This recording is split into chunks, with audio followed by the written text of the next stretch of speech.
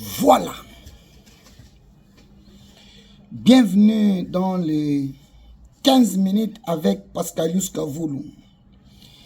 Une émission au Centre des investigations en République démocratique du Congo. Tokolobela lelo précisément sur la chute Yaba M23. Bakomi Osenga va reprendre processus ya Doha. Qu'est-ce qui a poussé les M23 pour reprendre le processus ya Doha? Ouvira vient d'être récupéré ce mercredi par le FARDC. Ouvira, Fizi vient d'être aussi également récupéré par le FARDC, Bengani, Tuiraneo, na M23. Et récupération, il y a matériel niveau ya Ouvira, il y a force spéciale, il y a Rwanda, na M23. Pourquoi l'intervention de Matata Mponyo sur son jugement maintenant, depuis qu'il était condamné? C'est maintenant que Matata a eu l'intervention sur son jugement. Corneille Nanga vient de tenir un point de presse encore. Qu'est-ce qui les excite? Va tenir point de presse. Aimer, liker vidéo, partager vidéo na biso, c'est une façon de nous soutenir. C'est moi Namboka Pascalius Kavoulou. Avant de compter na ba détail, numéro na nga yango wana na se wana. Ceux qui ont une information ko bakisela biso, moi remarque nini yaka na commentaire, soit komelanga na privé, na numéro wana eza numéro na ngai. Tokoti bala moko na kati actualité. Le M23 Bazo Lingaba reprendre affaire ya Doha Ponanine. De l'autre côté, Mobondo qui m'y écoute, félicitations à mon amboka Eliezer Ntambwe. Wakita qui wana sur place. Qu'on ne vous trompe pas que Chadar a ma première ministre, Mina a ma première ministre, ou bien Tambwe Mwamba, non, ou bien Bochab, Moutotamo a ma première ministre. Détrompez-vous. Parce que la spéculation est que non, Bakangi Chadari, le gouvernement en place, veut négocier comme un premier ministre. Faux et archi faux. Je dis bien faux et archi faux. Retenez que après l'arrestation, il y a Ramazani Chadari, Oben Minako, Njalanjoko et autres. Naba généraux Oyo, Batumba Boamuntu, Bakiwewe. Batunyo soit bakangi wana cette bande là et zabato bazalaki en collaboration direct naba M23. Vous allez remarquer avec moi que Matata Mponyo a commis bilobela. Matata Mponyo bando kanisa que avant toko ma janvier bakozala na katanga na maboko. Il sera maintenant compte que bazo progresser te bakomi redresser bazo zonga sima et que ba traître nyonso bakangani otuna ba prêtre nani tumba bwa muntu wakuluseka bwa hambelu wakubena muntu est déjà arrêté, chef de maison militaire. Chiwewe, s'il y a des personnes que je ne peux pas trahir, c'est Dieu et Fati, mais il a trahi Fati, donc il a déjà trahi Dieu. Donc moi là que batu nyonso oyo bazala kisinga singa Kabila ezaka ndenge na lobaka libumwele kaka mutu mbala moko te ata melikisi akoleka lisusuka libumu.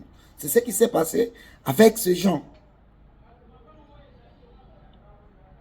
Ndebo moni Matata Mponyo se rendre compte que to progresser te to komi redresser mbala moko abimi na média. Oh basa misingai tribunal ya Baluba. Est-ce que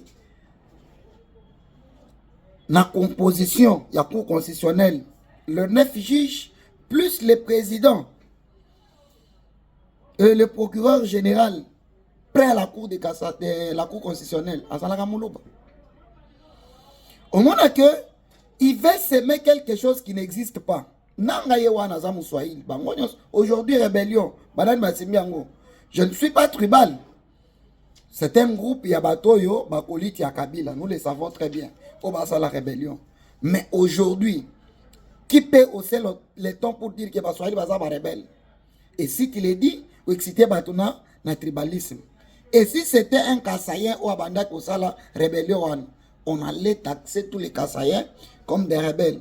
Je ne suis pas dans le tribalisme, mais par rapport à Oyo, Matata Mponyozolo, avant de dire que Naniwana Ezaya Baluba, Cour constitutionnelle, nous allons demander à Matata Mponyozolo d'abord de commencer à dire que Batbazo ça la rébellion, Bazabandi Konabiso Baswahili, Botika rébellion. Il faut d'abord qu'il commence à dire ça.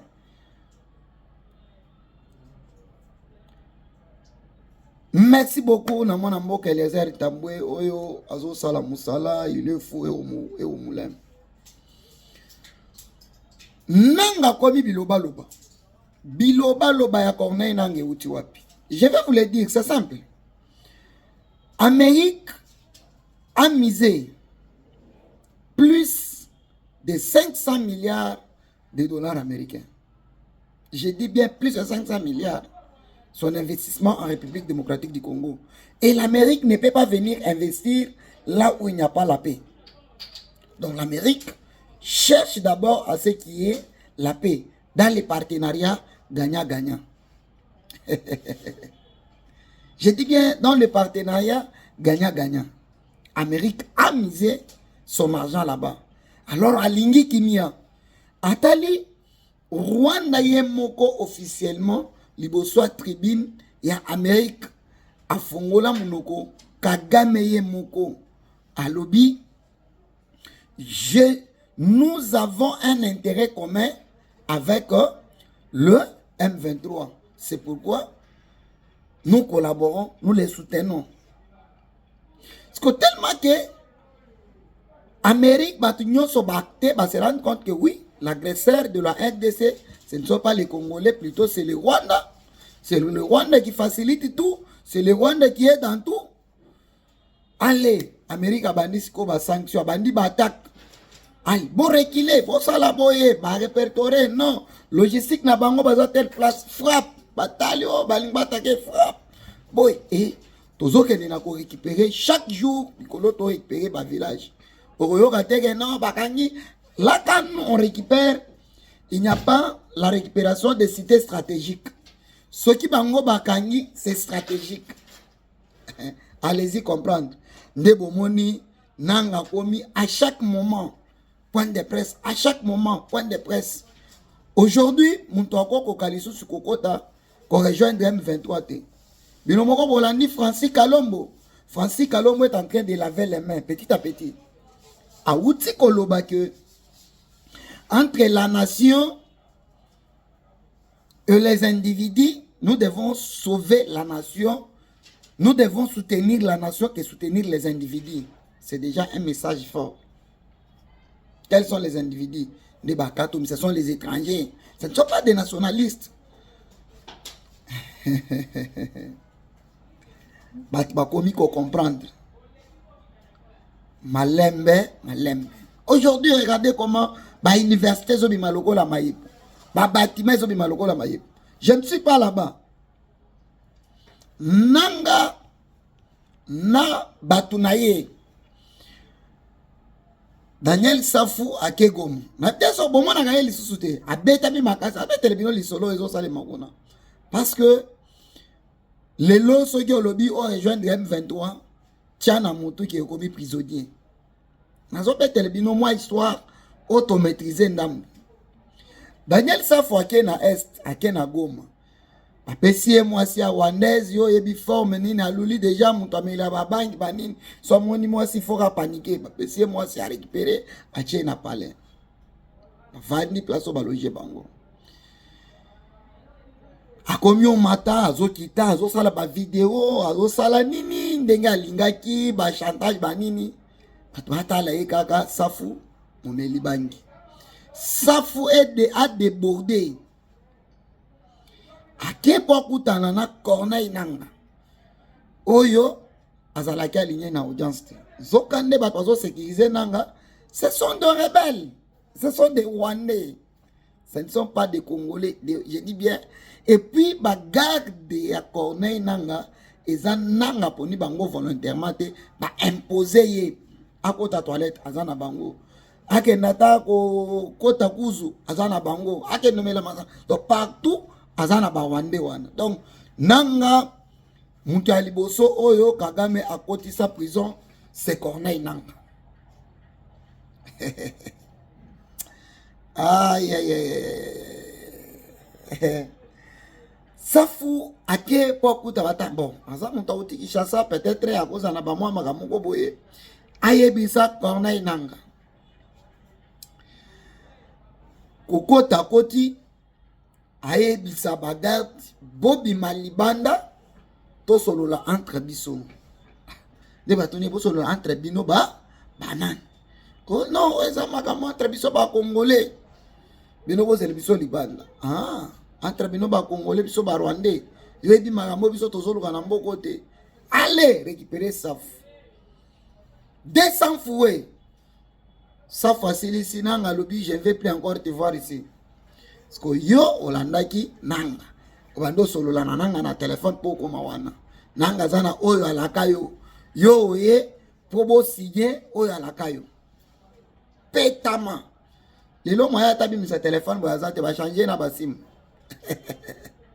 Donc aujourd'hui ce qui ok na yo que on rejoindre ba M23 c'est simple c'est clair au commis na yo prisonnier commis prisonnier Ndebomoni nanga bilobalo bekomi makasi c'est la pression des États-Unis d'Amérique oyo azo chaye pression que ceux qui bozo lingore qu'il était nous allons vous tuer nous allons arrêter Kagame ne ba auto arrêter président au mususo yo ya pour ne pas faire sa publicité dans la nakata continent Amérique. Alors donnez le temps au temps. C'est bel et bien Pascalius Kavulu. Pour chuter, merci na mon amboka Daniel Bumba Lubaki, moi na maman Janine Kalenga, parce que tu es en train d'imposer l'autorité de l'État. Je dis bien, Daniel Bumba Lubaki est en train d'imposer l'autorité de l'État au chef de l'État Bando Loba qui a un problème de l'autorité de l'État. Tosengi na batunyonso. Place au comment na baba vir ezala ba policier ezala batu ya BSP ezala batu ya transport ezala banani tindela biso na numéro na ngeza affiché wana toko miselango ba autorité ya mboka pour que ces gens là soient sanctionnés balabala eza wenzete ceux qui mutu kana eza na mikanda te vandisa ngo na ndako osomi 5 véhicules mwana na mwana véhicule pona kotika 5 enfants na classe ko koko tata na yeste il faut 5 véhicules na nzela o eza na mikanda te et puis bozo semer ba trouble dans zela. C'est anormal. C'est vraiment anormal. To sengi na congolais nyonso kinois nyonso place à na Kinshasa. Ceux qui ont moni baba vir filmer tindelanga numéro na nga eza affiché na sewana. To sunga mboka na biso to boy tracasser musala esalema en bonne et due forme. Parce que Batouana va na terrain en mission, ils ont 1 mois, 2 mois, 3 mois, ils sont en permanence. Mais ceux qui disent que favoriser, toti ka baba vite, c'est que bah fort nyon soma na moka Daniel Bumba en sali et kokende na vite. Soma vignette, soma permis de conduire, soma autorisation de transport, soma assurance. Soma mikanda nyonso okota na nzela mutu trakase yo azate.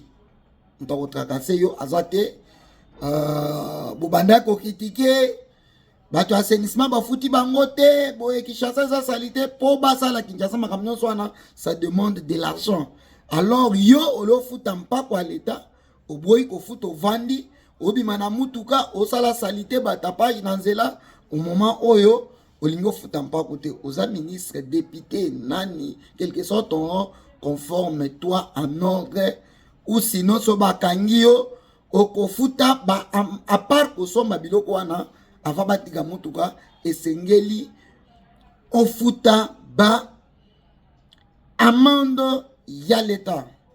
Ngana bino tokokutana mukolo mwalobi eza mwana mukolo mabele c'est bel et bien Pascalius Kavulu. Ciao.